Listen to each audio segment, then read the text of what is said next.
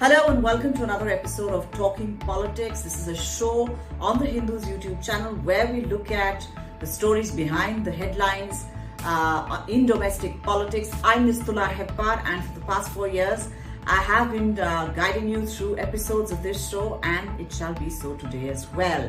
Now, the date of recording this particular episode was April 26th.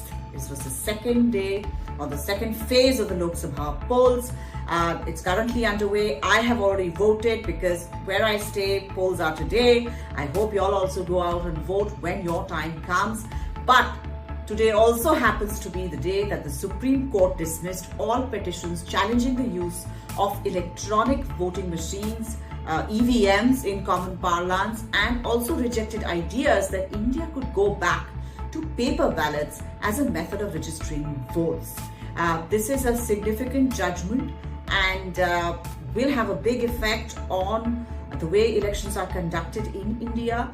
And also, this is the subject of this episode of Talking Politics.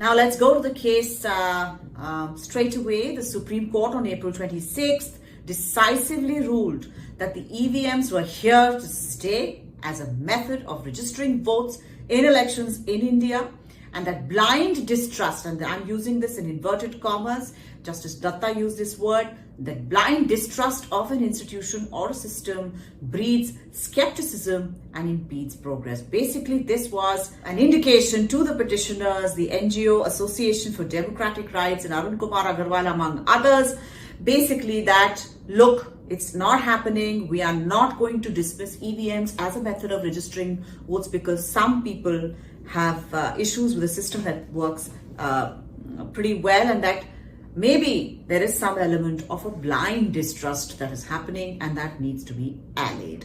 The petitioners actually did not find much going their way in this judgment, and all this talk of returning to paper ballots because other countries have paper ballots, advanced countries, advanced democracies are using paper ballots, fell flat today. EVMs in India were first used in the 1982 assembly polls in Kerala, in Paravur, and it was used in 50 out of the 123 booths there. And that is how the story of EVM started. The Indian democratic process is considered the largest in the world. The democracy is the largest, and even the machinery and the scale of the elections, the scale of the Indian election is the largest. And it was decided at some point that the EVMs would be far better than 3-4 days of counting paper ballots. I'm of an older vintage. I don't know if many of you who are young remember that we used to have 3-4 days of counting of paper ballots across the country. Doordarshan used to show films and other programming just to keep people glued to the TV, and people would be watching television just to get updates or listening to the radio, etc. There were issues related to paper ballots like booth capturing, where strongmen attached to one candidate or the other would go into the booth and just capture all the ballot boxes, replace them, or put their own ballot boxes filled with votes that favored them. There are all sorts of things, shenanigans that used to happen at that time, and there is a feeling now among petitioners that some sort of electronic shenanigans were happening in the case of EVMs, but the Supreme Court today just stepped up and said, no, that is not what is happening.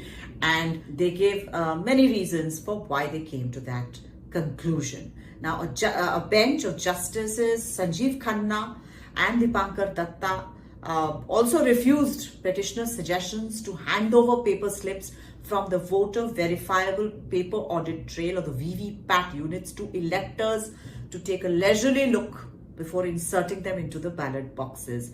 The court also refused to intervene against Section 49MA of the Conduct of Election Rules, which penalizes a voter whose complaint of a mismatch of votes cast and votes counted would attract penal proceedings initiated by poll officials under Section 177 of the Indian Penal Code for submitting false information.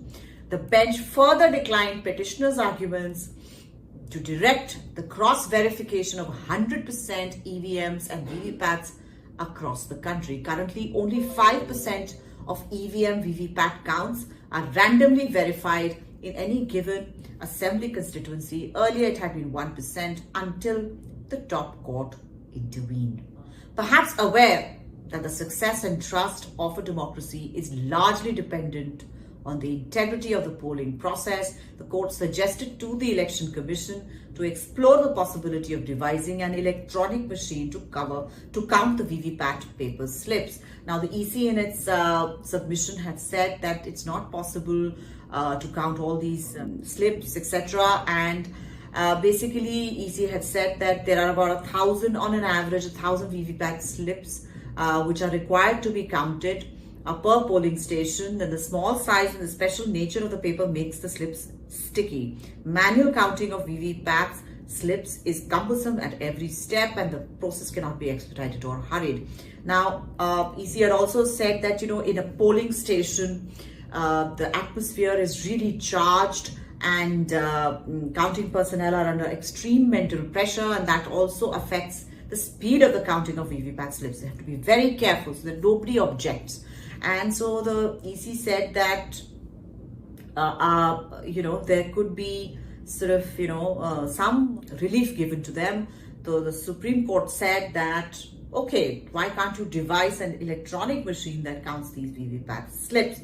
Now, so far, the Election Commission has said that there were 41,629 instances of random verification till date. So basically, these are all polling booths, and basically the EC randomly chooses which polling booth will have the VVPAT verification against votes polled. And over 4 crore VVPAT paper slips had been matched till date. There was not a single instance of mismatch. The court has also suggested identifying political parties with unique barcodes along with symbols.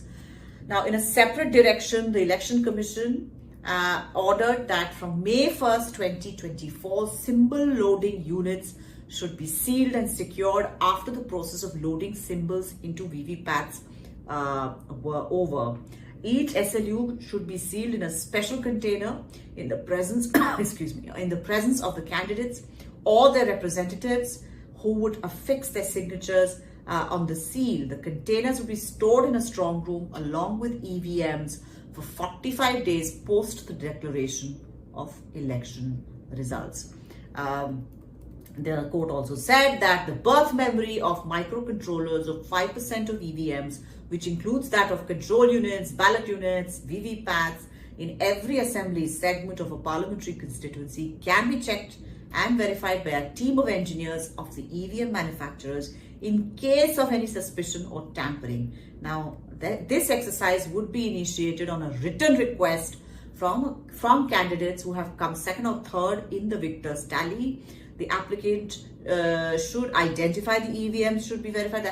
Basically, the court said that if you are a candidate who's come second or third and you have certain doubts about certain EVMs, machinery held in certain booths, you have to give it in writing that you have these doubts, and everything in that particular polling booth of in that polling booth would be checked out by EVM manufacturers, engineers who worked in these EVM company, in the EVM manufacturing company. The application for verification should be sent within 7 days of the declaration of election results.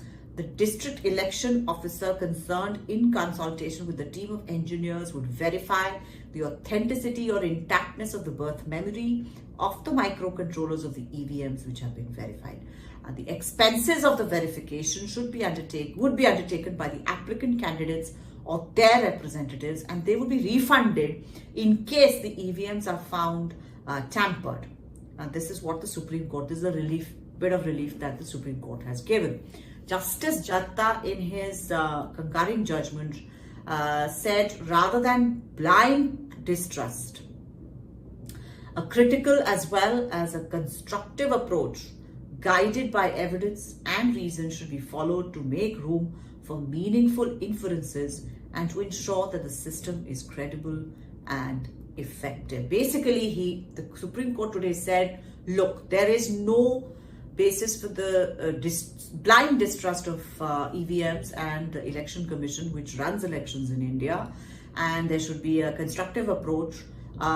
You should go by reason, go by evidence, whether that has really don't go by anecdotal thing or just this feeling of the distrust that you have on somebody. You have to go with what is empirical and in front of you. And the court also said that voices and choices of the electorate should be fortified with open dialogue, transparency, and trust.